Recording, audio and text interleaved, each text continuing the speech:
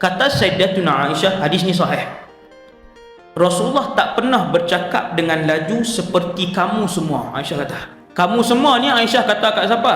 Aisyah kata kat anak murid dia. Sayyidatuna Aisyah isteri Nabi, anak Abu Bakar. Dalam masa yang sama, dia juga di kalangan fuqaha sahabat, mufti di kalangan sahabat. Aisyah muda, tapi dia orang yang cerdik. Bukan cerdik menghafal ribuan hadis semata-mata, bahkan Aisyah juga seorang yang faqihah. Faqihah ni seorang yang sangat alim dalam fiqh.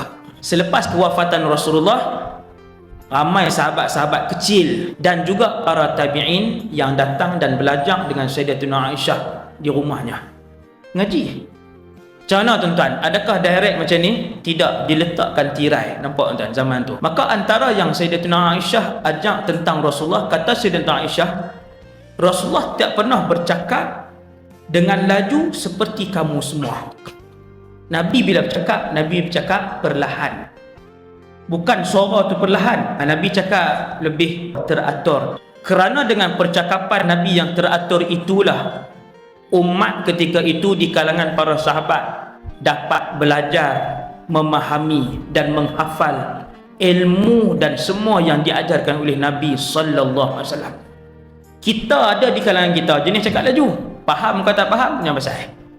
Ada di kalangan kita yang cakap pelan sangat, tak dengar. Pelan hak tak dengar ni. Maksudnya disusun setiap perkataan itu supaya dapat difahami oleh orang yang dengar dan dia boleh hafal.